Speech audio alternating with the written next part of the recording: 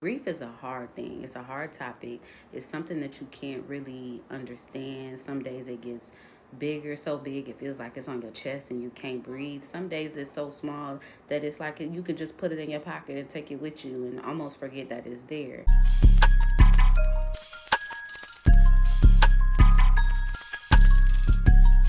So I was watching this viral interview with Bernie Mac's daughter talking about his last few days and how he let her know that he was getting ready to transition.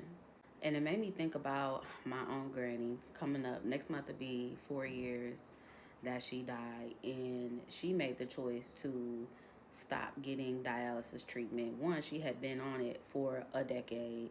She had been working through diabetes and kidney failure for most of my life up until that point. And in her words, she was just tired. A lot of my family felt pretty negatively about this. They couldn't understand why you would choose death. I actually prayed to be able to have like a last one-on-one talk with her because that was my girl. Like if it was just me and her, she would always tell me the truth. So I knew if I could just get one more of those with her, that she would be honest with me about how she was feeling and other things, other questions that I had.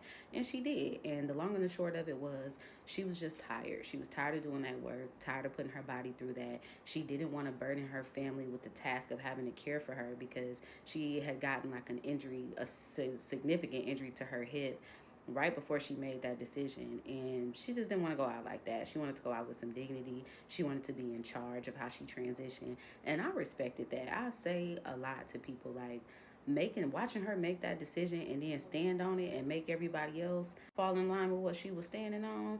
That was truly the definition of standing on business. It was the most graceful, most gangster thing I had ever seen anybody do, and I really appreciate her providing me and my oldest son with some pretty special memories on her way out. And then like looked him in his face and let him know, like, I'm not gonna get to see you grow up, but and then hit him with a few last words. Now, to my point of bringing up the interview with Bernie Mac's daughter, we don't know in the moment, but those memories that you get, those lasting, impacting memories, they can help soothe our grief in so many ways. Grief is a hard thing. It's a hard topic. It's something that you can't really understand. Some days it gets bigger, so big it feels like it's on your chest and you can't breathe. Some days it's so small that it's like you can just put it in your pocket and take it with you and almost forget that it's there. And a lot of times there's no real rhyme or reason to when it gets bigger or it gets smaller. But holding on to those core memories that you get, if you get the opportunity to be with a person during their transition, I would invite you to make those some very peaceful, very loving moments, because that will be what you hold on to when grief is so big that it feels like it's sitting on your chest.